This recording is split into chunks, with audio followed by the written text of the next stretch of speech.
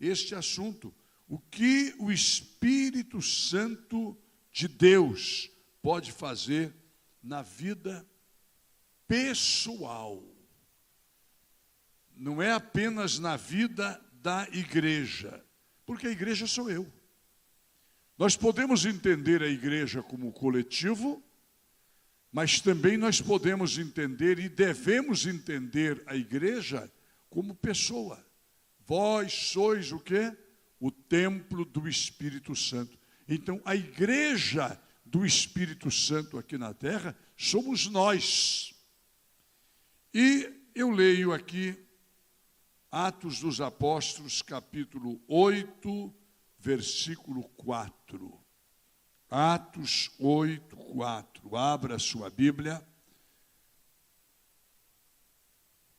Eu vou preferir fazer a leitura do texto, que é um pouco diferente da versão que eu tenho.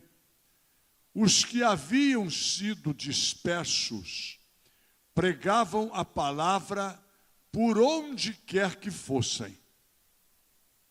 Indo Filipe para uma cidade de Samaria, ali lhes anunciava Cristo. Quando a multidão ouviu Filipe e viu os sinais miraculosos que ele realizava, deu unânime atenção ao que ele dizia. Mais à frente, porque os espíritos imundos saíam de muitos, dando gritos, e muitos paralíticos e mancos foram curados. E assim houve grande alegria naquela cidade. Digam todos amém. Glória a Deus. Meus queridos irmãos, o Espírito Santo norteava a igreja. A igreja começou dia de Pentecostes, ungida pelo Espírito Santo. E a partir daquele dia, coisas sobrenaturais começaram a acontecer na vida daquele povo. É bom lembrar que o texto que eu acabei de ler, que nós lemos ali, não está se referindo a nenhum dos apóstolos. Este Filipe, que é mencionado aí, não é o apóstolo Filipe, que era um dos 12, era o diácono Filipe. Vocês estão lembrados? A igreja cresceu muito, muita gente, e aí os apóstolos disseram para o povo da igreja: olha, escolham entre vós 7 homens para serem diáconos. E quais foram as características para a pessoa, naquele momento, entrar no diaconato da igreja? Homens de boa fama, isto é, pessoas de vida limpa, cheios de sabedoria e do Espírito Santo. Então eu diria para os irmãos que estão aqui hoje que é impossível alguém querer agir no reino de Deus pela força própria, pela carne. Pode até agir por algum tempo, mas sem o Espírito Santo as coisas não têm vida longa. Nós estamos aqui hoje com um grupo de homens e mulheres, moços e moças, que fizeram o curso de treinamento para serem líderes futuros da igreja, para serem lá na frente obreiros, e por que não dizer, vamos ter grandes pastores e pastoras no meio desse grupo aqui. Mas das qualificações bíblicas, a mais importante é ser cheio do Espírito Santo.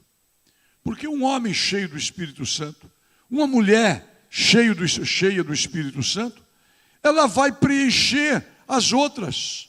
Boa fama, não é isso? Porque a pessoa que é cheia do Espírito Santo tem uma vida condizente com a palavra de Deus, com a vontade de Deus. É uma pessoa que vive corretamente.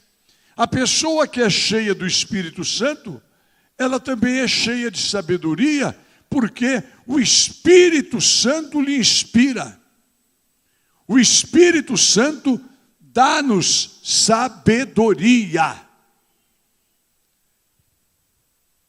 Escolhei homens de boa reputação, cheios de sabedoria e cheios do Espírito Santo. Mas eu volto a repetir, se fosse preciso uma só qualificação, eles diriam: escolham pessoas cheias do Espírito Santo, porque as outras qualificações acompanharão. E quem eram aqueles homens? 2 deles se notabilizaram. Um chamava-se Estevão e o outro Filipe. Quem foi Estevão? O chamado Santo Estevão, que foi o santo de Deus, como você e eu precisamos ser e devemos ser, santos e santas de Deus. Estevão tornou-se o primeiro mártir da igreja, o primeiro mártir do cristianismo. Interessante que não foi um apóstolo o primeiro mártir, não foi Pedro o grande desafiador, foi um diácono, cheio do Espírito Santo. E é bom lembrar, eu mencionei domingo aqui, já que nós estamos falando do Espírito Santo, o apóstolo, ou seja, o diácono Estevão, foi uma das pessoas que viu, sentiu, percebeu a Trindade distinta, Pai, Filho e Espírito Santo. Explicar a Trindade é impossível. As coisas, os mistérios de Deus não se explicam. Milagre não se explica. Conversão de alguém não se explica. Batismo com o Espírito Santo não se explica. É para quem crê. É milagre, não tem explicação. Como é que você pode entender intelectualmente Deus Pai, Deus Filho, Deus Espírito Santo? Intelectualmente é impossível. Mas, biblicamente, está revelado. E pela fé, o salvo já sentiu na sua vida. Mas Estevão, na hora que ele estava sendo apedrejado, na hora de morrer, ele teve uma visão. Parece que abriu assim uma janela no céu. E ele disse: eu vejo o céu aberto.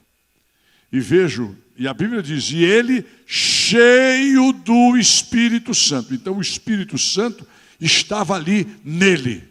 Ele cheio do Espírito Santo. Ele viu o céu aberto e o Filho do homem à direita de Deus Pai. Nós encontramos mais uma revelação definida do Espírito Santo, ou da Trindade, no batismo de Jesus. Jesus estava junto com São João Batista dentro do Rio Jordão para ser batizado. Ali estava o filho. De repente, quando João mergulha Jesus na água e Jesus sai da água, sendo ele batizado, saiu logo da água, aí ouviu-se uma voz do céu que dizia o quê? Este é o meu filho amado, em quem eu tenho prazer, em quem eu me comprazo. Então estava lá, o filho dentro do rio, Deus falando do céu, e o Espírito Santo descendo como uma pomba e pousando sobre Jesus. mais uma vez está a Trindade ali revelada. Primeiro, Deus é onipresente. Deus está em todos os lugares, o tempo todo, a toda hora. Eu estou cheio do Espírito Santo, você também está. Não são dois Espíritos Santos, é o mesmo. Todos aqueles no mundo todo, são mais de 1 bilhão de cristãos hoje na terra. Desse 1 bilhão, 500 e tantos milhões de cristãos são batizados com o Espírito Santo, são pentecostais. 500 milhões estão cheios do mesmo Espírito Santo. O Espírito Santo glorifica Jesus. É o Espírito Santo que converte o pecador. É o Espírito Santo que faz a célula crescer. É o Espírito Santo que abençoa os coristas que cantam na igreja. É o Espírito Santo que abençoa e unge o diaconato a fazer o trabalho de Deus com amor. É o Espírito Santo que chama os pregadores para pregar o Evangelho. A igreja não existe sem o Espírito Santo. Todas as coisas no reino de Deus dependem plena e totalmente do Espírito Santo de Deus. Então, se você quer ter uma célula viva, multiplicadora, ganhadora de almas, faça da sua célula uma célula cheia do Espírito Santo. Se você pode aplaudir ao Senhor Jesus. Se você quer ter a sua família unida, abençoada, faça da sua família uma família cheia do Espírito Santo. Leve seus filhos a serem batizados com o Espírito Santo. Lute para que todos tenham a unção. E vai ficar tudo diferente, tudo vai melhorar. Mas vamos ver aqui um pouquinho da história. Como é que o Espírito Santo agiu na igreja? Igreja começando, igreja pobre, igreja composta de gente das mais pequenas classes sociais, pescadores, agricultores, gente simples, gente do povo. Enquanto que a religião oficial da época, o judaísmo, era composto das pessoas importantes, na igreja era só os humildes. Mas de repente, aquele grupo humilde, pobre, pequenininho, começou a crescer. E de repente, Filipe, logo depois da morte, você lendo o livro de Atos dos Apóstolos, e seria o livro que eu indicaria para cada cristão ler pelo menos uma vez por mês. São 28 capítulos, a pessoa lê em 3 horas. Mas ali está a história da igreja, a história do Espírito Santo na igreja. Estevão foi morto. Prenderam Pedro. Depois da morte de Estevão, também mataram Tiago, irmão de João, decapitado. Passaram a fio de espada. Isso Herodes fez, porque o Herodes era um rei nomeado por Roma. Roma estava interferindo, dominava sobre Israel. E, normalmente, o império não queria ter problema nos países que ele dominava. E aquela doutrina de Jesus de Nazaré assustou, porque eles reconheciam Jesus como rei. E agora o Herodes, quando ele mandou matar Tiago, e ele viu que aquilo agradou o sacerdote judeu, o povo judeu ficou feliz, porque morreu mais um cristão, um pregador do Evangelho, o primeiro apóstolo sacrificado, prendeu Pedro. E ele iria, logo depois da Páscoa, entregar Pedro para ser morto. Mas não era chegada a hora de Pedro ainda. E aí nós vamos ver mais uma vez Deus agindo. Pedro na prisão. 16 soldados foram destacados para cuidar da prisão onde Pedro estava. 16, 4 grupos de 4. E ainda, 2 deles ao lado, um de cada lado de Pedro. Pedro acorrentado dentro da prisão, um soldado de cada lado, de plantão. E à noite, Pedro estava dormindo, quando um anjo de Deus, olha o Espírito Santo agindo, não é? Um anjo entra na prisão, aquela luz fulgurante, acorda Pedro, diz: Pedro, bota a tua roupa, pega a tua capa, pega a tua sandália e vamos embora. E os 2 soldados ali, plantão, hipnotizados, não é? Pedro saiu dali, a porta da prisão abriu, ele passou no meio dos outros soldados todos lá fora, foi passando, todo mundo de plantão ali, ninguém viu nada. Quando chegaram lá no portão, eu acho que o anjo tinha um controle remoto do portão, né? Porque diz a Bíblia que o portão abriu sozinho.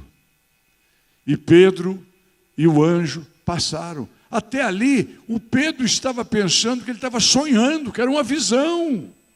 Mas de repente ele está na rua. E o anjo some. E a Bíblia diz que enquanto ele estava preso, a igreja estava orando incessantemente. Tanto é que era madrugada. E ele se dirige para uma das casas de uma família da igreja. E o que é que estava acontecendo naquela casa? Uma reunião de oração por Pedro em favor dele. O Espírito Santo age onde é impossível ao homem agir. O Espírito Santo faz por mim e por você aquilo que é impossível alguém fazer. Tem certas horas que o poder da medicina se esgota. Se esgota.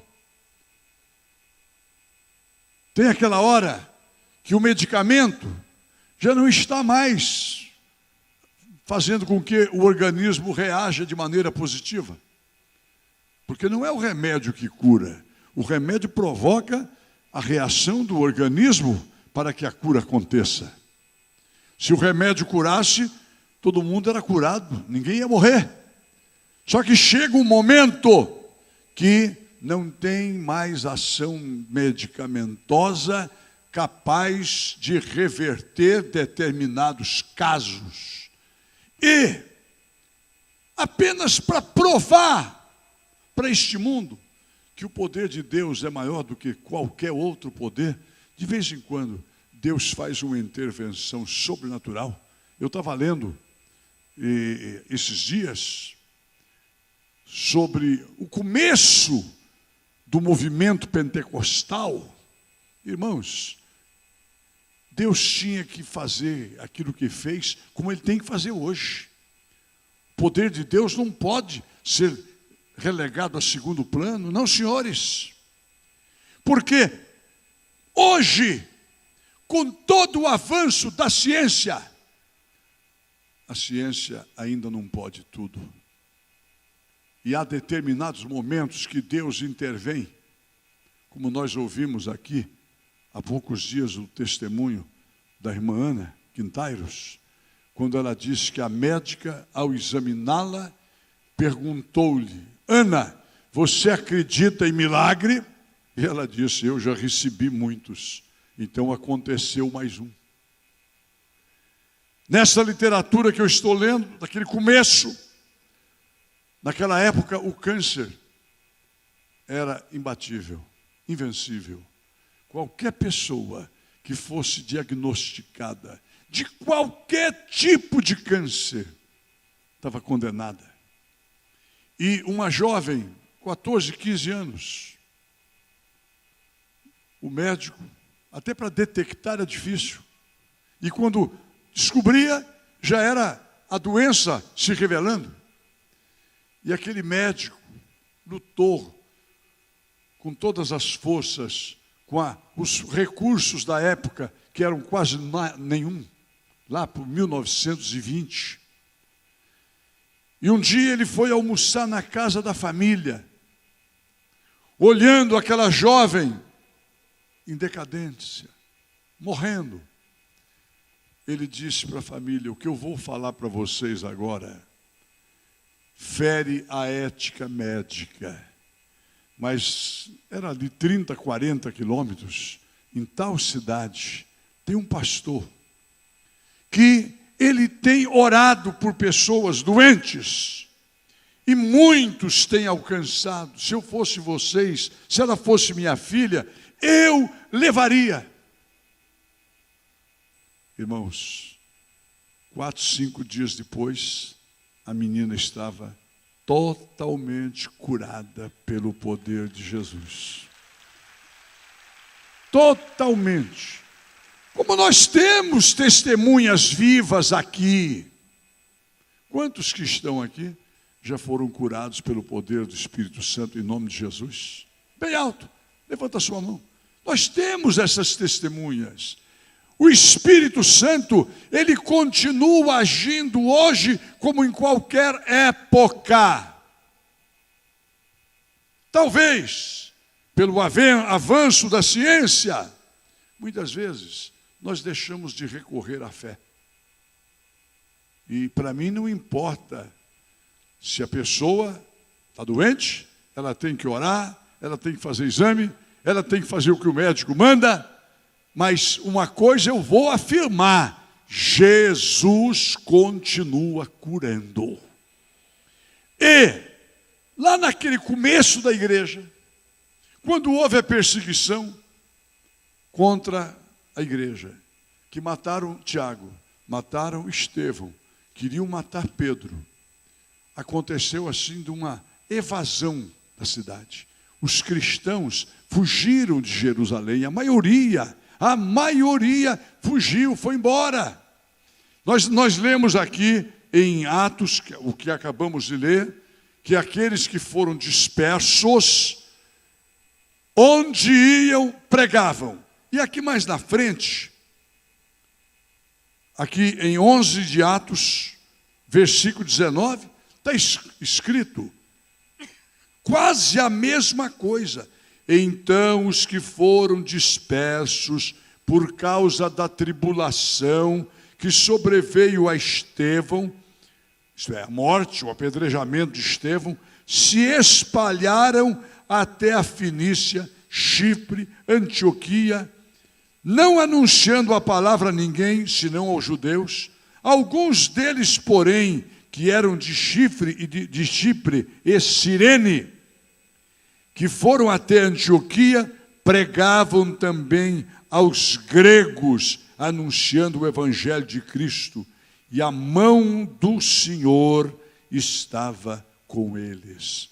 Então, aquela perseguição que teve em Jerusalém, não foi outra razão, não foi outro motivo, senão que eles estavam parados com a evangelização. Era tanta bênção acontecendo em Jerusalém. Ora, se eu tivesse lá com o apóstolo Pedro, João, Tiago, aqueles homens que andaram com Jesus, ninguém queria sair de perto deles. Então, a igreja estava ali em Jerusalém, estava em Jerusalém. E Deus permitiu que viesse a perseguição. Sabe para quê? Para espalhar a igreja. Aí, os diáconos fugiram. Olha, para acabar até o diaconato da igreja, é porque a perseguição foi grande, não é? Mataram o Estevão, os outros diáconos debandaram. E Filipe foi para uma cidade de Samaria. Chegando lá, ele fez o quê? O que todo cristão faz. Nenhum cristão verdadeiro fica calado. Nenhum cristão verdadeiro passa a estar em algum ou por algum momento em algum lugar sem falar da sua fé, sem viver a sua fé, sem mostrar quem é Jesus na sua vida, sem permitir que o Espírito Santo lhe use. E Filipe, ao chegar, naquela cidade. Lugar pequeno.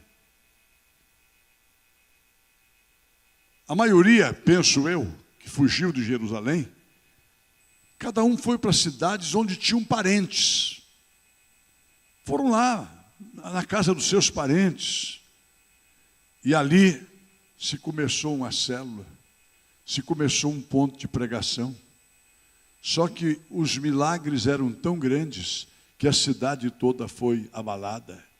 Vocês estão lembrados quando Paulo chegou na ilha de Malta, depois daquele naufrágio? E os nativos os receberam, o navio quebrou, nenhum morreu, nenhum se afogou. E Paulo foi avivar a fogueira, fizeram uma fogueira à noite por causa do frio. E uma cobra de muito veneno mordeu na mão de Paulo. E aqueles moradores dali, eles diziam: esse homem deve ser um grande criminoso, porque ele foi salvo do naufrágio. E agora a justiça de Deus não deixa ele viver, porque pela lógica, uma hora ou duas depois ele ia começar a inchar e morrer.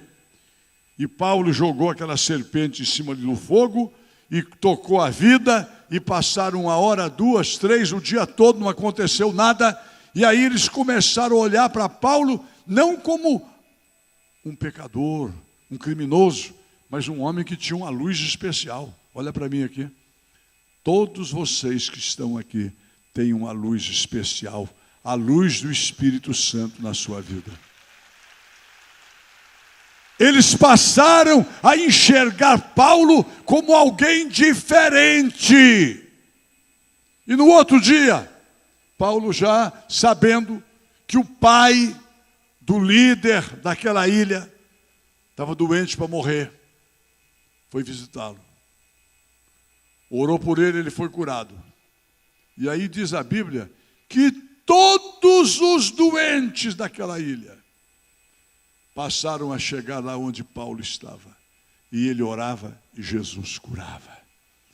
A igreja nasceu assim.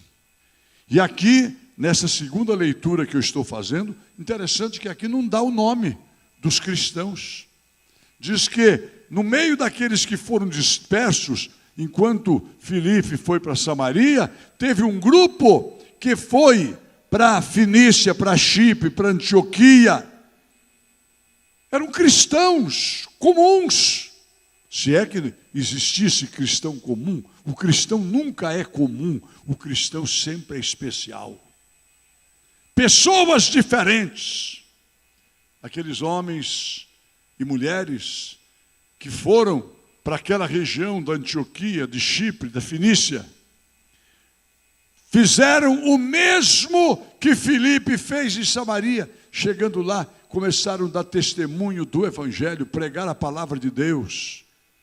E a mão do Senhor estava com eles. E multidões foram se convertendo. E a igreja, ao saber, mandou Barnabé. E Barnabé esteve lá. Depois Barnabé pegou Saulo e o levou. E eles ficaram 1 ano pregando em Antioquia, onde pela primeira vez os cristãos receberam esse nome, cristãos. Até aquela época, a igreja de Jesus era chamada de seguidores do caminho, porque Jesus dissera: eu sou o caminho, a verdade, a vida, ninguém vem ao Pai senão por mim. Então, baseado nessa expressão, Jesus, o caminho, eles passaram a apelidarem os cristãos de seguidores do caminho. E lá em Antioquia, quando cresceu o número dos cristãos, o povo da cidade, que já tinha ouvido falar de Cristo, da maneira como Cristo vivia, da maneira da vida de Cristo, ao chamar os cristãos, aqueles seguidores de Cristo, de cristãos, eles estavam dando a eles um título diminutivo, isto é, Cristozinho, um Cristo um pouco menor. Lá que a igreja de Jesus recebeu o nome de igreja cristã, seguidores de Cristo. E eram quais os apóstolos? Não eram apóstolos, eram irmãos e irmãs que fugiram para o interior, para outros lugares, por causa da perseguição. Onde está um salvo, lavado pelo sangue de Jesus, precisa estar ali uma igreja. Digam amém.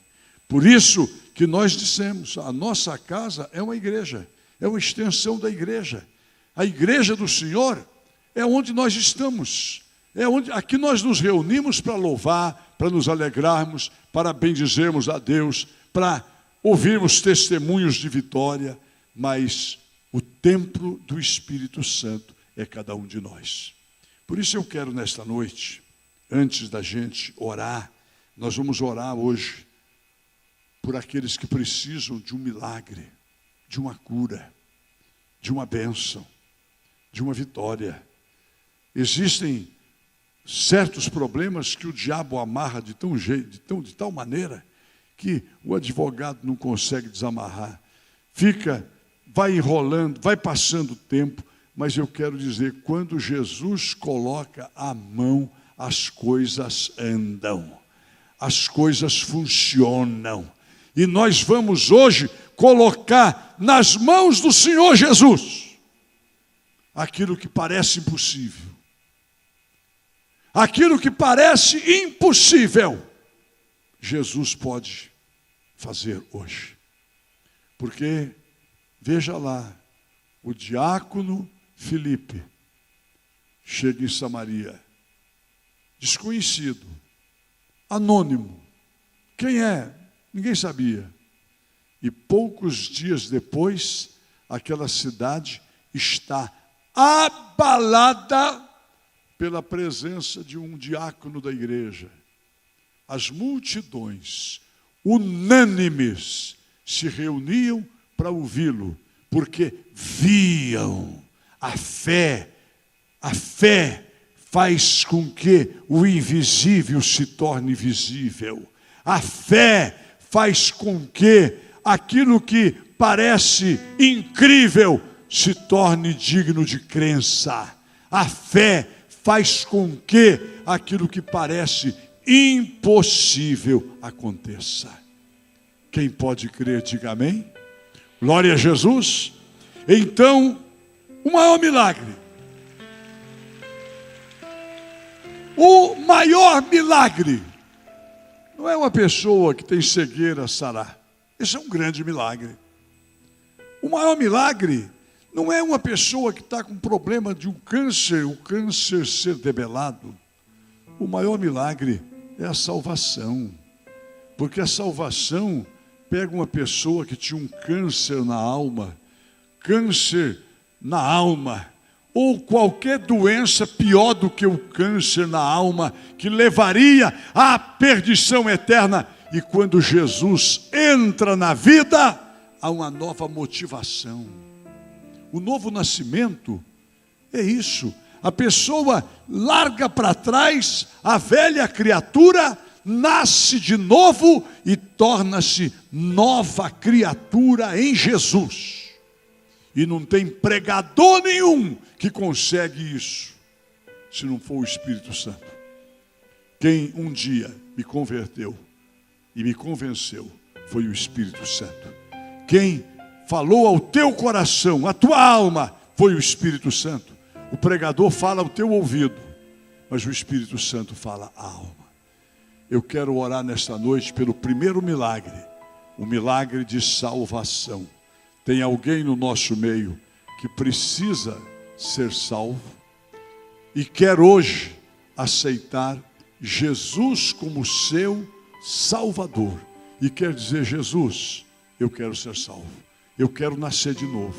Eu quero sair da condenação eterna. Eu quero nascer de novo, aceitando a vida eterna de Jesus Cristo. Vamos ficar em pé? Quem deseja ser salvo hoje, vem aqui na frente. Eu quero orar por você. Você quer aceitar Jesus? Quer se reconciliar com Jesus? este é o momento de salvação. Chegue aqui. Todos os que querem hoje aceitar Jesus como seu Salvador. Este é o maior milagre. É o milagre que o Espírito Santo está fazendo. É o Espírito Santo que faz este milagre de mudar, tocar, dizer para a pessoa: você precisa de mim. Venha, chega aqui na frente. Todos que estão hoje aceitando Jesus ou se reconciliando, venham. É maravilhoso ver Deus agir. Olha, eu sei que Deus está agindo em mais vidas aí. Tem mais pessoas aí sentindo o desejo de vir. Não deixa nada te segurar. Quando Deus chama, venha. Há mais alguém que quer hoje entregar sua vida a Jesus ou se reconciliar? Venha aqui na frente. Nós vamos orar neste momento. Mais alguém? Temos ali mais algumas pessoas chegando. Vamos dar glória a Deus.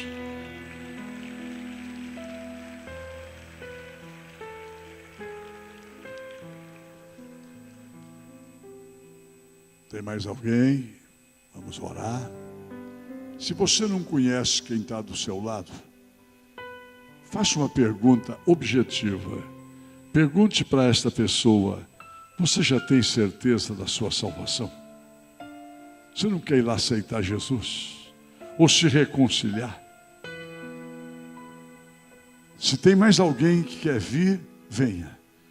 Nós temos aqui uma pessoa, 2, 3, 4, 6. Aqui os dois, 7, 8, 9, 10, 11, 12, 13, 14, 15. Também você, 16, 17, 20, 22. Temos quase 30 pessoas aqui na frente aceitando o dom da vida eterna em Jesus.